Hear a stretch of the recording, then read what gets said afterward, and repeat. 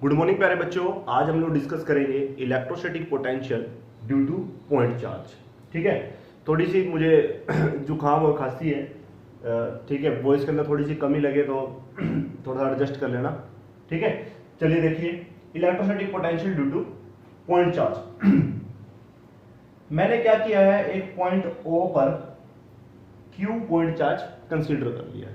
ठीक है, हम लोग पोटेंशियल फाइंड आउट करना चाहते हैं पॉइंट P पर, जिसका डिस्टेंस r है O से।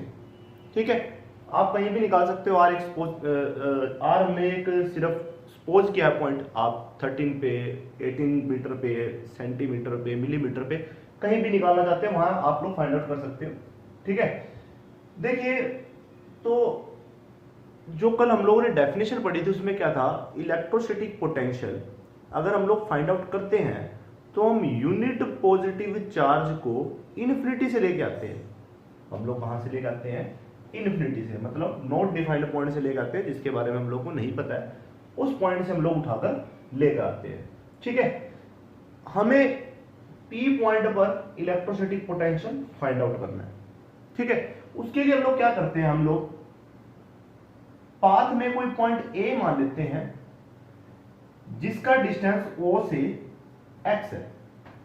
कोई भी एक नया पॉइंट मान लिया A जिसका डिस्टेंस x है। ठीक है, फिर A से B तक डिस्प्लेस करवा देते हैं। A से B तक का डिस्प्लेसमेंट निकाल लेते हैं, स्मॉल वर्क डन हो जाएगा वो। ठीक है, A से B तक का मतलब dx डिस्प्लेस करवा देते हैं पॉइंट चार्ज को, और उसके लिए हम लोग वर्क डन फाइंड आउट कर लेते हैं। ठीक है, अब अगर स्मॉल वर्क डन पता लग जाएगा तो टोटल वर्क डन हम लोग इंटीग्रेशन से फाइंड कर लेंगे। तो पहला काम तो हमारा क्या है, पहले हम लोग small work done find out करते हैं।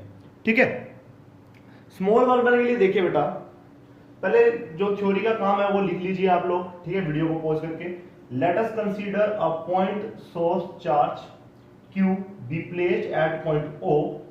वी हैव टू कैलकुलेट, हम क्या कैलकुलेट करना चाहते हैं, electrostatic potential at point P having distance r from point O से r तक के डिस्टेंस में हम लोग फाइंड आउट करना चाहते हैं। Now considering a point A in path having distance x from O से x डिस्टेंस के ऊपर पड़ा हुआ है। ठीक है, चलिए आगे मैं कैलकुलेटिंग करता हूं सारे को, देखिए साथ साथ।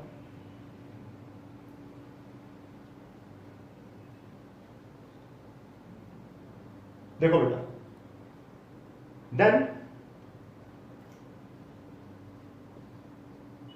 इलेक्ट्रोस्टैटिक, या छोटा लिख लो, electrostatic field intensity at point A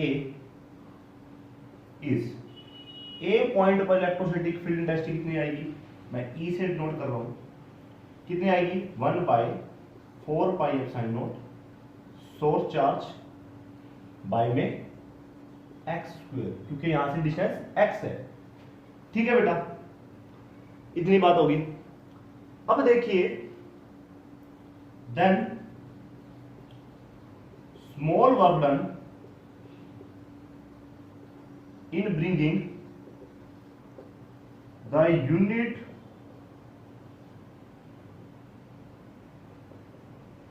positive charge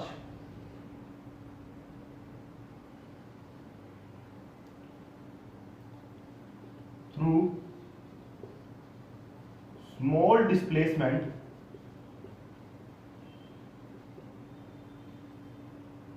dx from point B to point A to point B। Small work done A से B तक ले जाने में हम लोग को कितना करना पड़ेगा। एक बात देखिए आप लोग हो गए, सर जी वर्क डन होता है फोर्स इनटू डिस्प्लेसमेंट। ठीक है, पर अब यहां हम लोग क्या निकाल रहे हैं, यूनिट पॉजिटिव चार्ज के लिए, तो यहां क्या आएगा, force by charge particle EDX आएगा। ठीक है, क्योंकि हम लोग small work done in bringing the unit positive charge निकाल रहे हैं, मतलब हम लोग वर्क पर यूनिट चार्ज निकाल रहे हैं। ठीक है, तो मैं स्मॉल वर्क डन को बेटा क्या लिखूंगा, E dx, और ये डॉट प्रोडक्ट होता है तो मैं डॉट प्रोडक्ट कर देता हूं।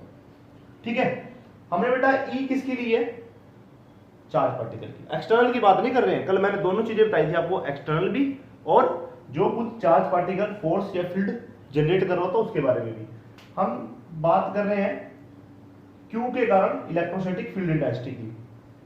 Positive charge, positive unit positive charge को क्या करेगा, रिपेल, मतलब ई की डायरेक्शन बेटा क्या है, ये है, और डीएक्स की डायरेक्शन क्या है, अंदर की तरफ है। दोनों के बीच में बेटा एंगल कितना हो गया, ई और डीएक्स के बीच में 180 का। सोल्व कर दो, ई डीएक्स कोस 180, क्योंकि डॉट प्रोडक्ट क्या होता है, vector into cos theta, theta कितना 180, कोस 180 -1 कितना आ जाएगा बेटा हमारे पास, minus of E dx. Small work done बेटा हमारे पास आ जाएगा माइनस ऑफ ई डीएक्स। चलिए आगे क्वेश्चन को कंटिन्यू करते हैं।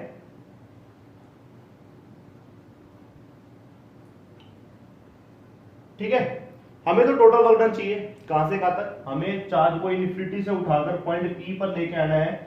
ओ से इन्फिनिटी तक का डिस्टेंस तो इन्फिनिटी है और पी तक का आर है, मतलब इन्फिनिटी से आर तक लेकर आना है। Then total work done in bringing the unit positive, टैच चार्ज लिखना चाहोगे, चार्ज लिख लो सीधा, charge from infinity to R. ठीक है, इन्फिनिटी से आर डिस्टेंस तक का निकाला देते हैं, कैसे आएगा, इंटीग्रेशन कर दो स्मॉल वर्क डन की, कहां से, इन्फिनिटी से आर तक के लिए, और वर्क डन आएगा कितना, माइनस ऑफ ई डीएक्स। ठीक है, ई की वैल्यू हम लोगों ने पीछे इक्वेशन में निकाल ली है, उसको आप इक्वेशन 1 नाम दे सकते हो या डायरेक्ट वैल्यू पुट कर सकते हो, लिख लो यूज 1 in 2। उस इक्वेशन को आप लोग इक्वेशन 1 नाम दे देना, ठीक है, जो पीछे हमारी ई के लिए आई थी। तो dw का इंटीग्रेशन w, यहां माइनस को मैं बाहर ले लेता हूं, इन्फिनिटी से r 1/4 pi epsilon naught q by x square and dx। यही था सारा कुछ, ये वन इक्वेशन के अंदर हमारे पास यही आएगा, इंटू dx, और माइनस मैंने बाहर दे दिया। बात रहेगी सिर्फ इंटीग्रेशन की, तो फटाफट इंटीग्रेशन को खत्म कर देते हैं। चलिए देखते हैं।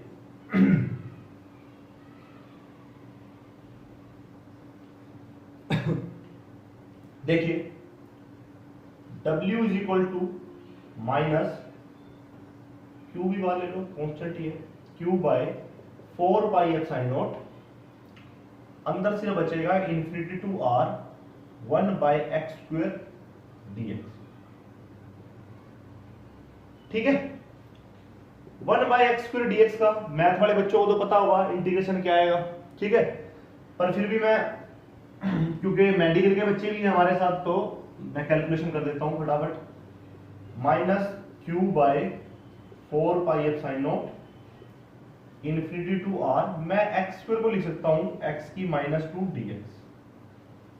इंटीग्रेशन का मैंने आप लोगों को +1 से ही बताया हुआ है रूल, पावर ऐड उतनी पावर से डिवाइड कर दो, तो कितना आएगा, minus q by 4 pi epsilon naught, -2 में एक ऐड और -2 में एक ऐड से ही डिवाइड कर दो इन्फिनिटी टू r। ठीक है, कर दो फटाफट, minus q by 4 pi epsilon naught, x की -1 बाय में -1 और इन्फिनिटी टू r। ठीक है, इन्फिनिटी से r तक लेके आना है, इतनी बात होगी। चलिए फटाफट लिमिट पुट कर दो, लिमिट आप लोगों को पुट करनी आती है, लिमिट कैसे पुट करोगे, पहले अपर लिमिट पुट करोगे फिर लोअर लिमिट पुट करोगे, पहले इसको कर लो, माइनस माइनस होगा बेटा प्लस, w हमारे पास कितना आ जाएगा, q by 4 pi epsilon naught x की -1 को मैं लिख सकता हूं 1/x और इन्फिनिटी टू r, यही बात है। ये माइनस माइनस तो प्लस हो गया, ठीक है, और x की -1 को 1/x लिख दिया। पहले पुट कर दो ऊपर लिमिट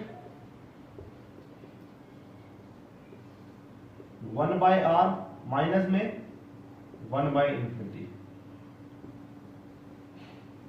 आप सबको पता है 1/∞ क्या होता है बेटा, 0, ठीक है। 1/∞ 0 हो गया, तो बचा क्या हमारे पास q/4πε0 r, ठीक है। This work done gets stored in form of electrostatic potential of source charge, ठीक है। तो डिनोट हम लोग किससे करते हैं, आप लोगों को पता है, V से डिनोट करते हैं हम लोग। जिन्होंने कल वाली वीडियो देखी उनको पता है कि हम लोग इलेक्ट्रोस्टैटिक पोटेंशियल को कैपिटल V से डिनोट करते हैं। So capital V become q/4πε0 r।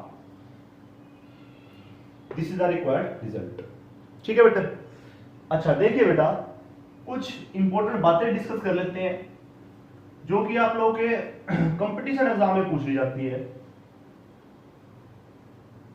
Board examination के लिए तो इनफ है, इतना ही क्वेश्चन आएगा। अगर क्वेश्चन बनता है इसका तो आप लोगों से एक्सप्रेशन पूछा जाएगा, पर फिर भी कुछ इंपॉर्टेंट बातें हैं जो हम लोग डिस्कस कर लेते हैं। देखिए बेटा, electrostatic field intensity inversely proportional होती है r स्क्वायर के, है ना। अभी हमने लिखा था E = 1/4πε0 q/r स्क्वायर होता है ना।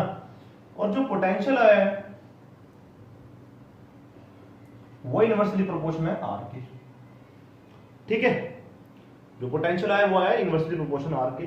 तो अगर मैं ग्राफ ड्रॉ करता हूं इनका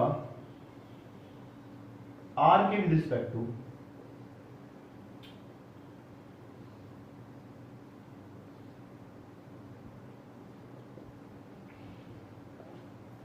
तो हमें पता है क्या कैसा आएगा, r स्क्वायर के इनवर्सली प्रोपोर्शनल। तो कैसा था ग्राफ, असिम्प्टोटिक ग्राफ होता है, ठीक है।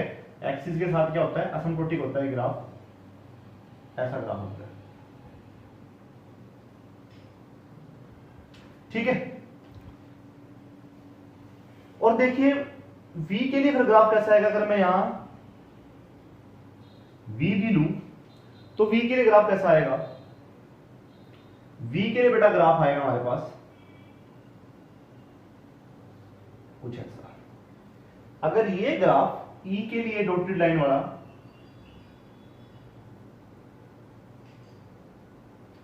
तो V के लिए हमारे पास क्या आएगा, सॉलिड लाइन वाला ग्राफ आएगा, ठीक है।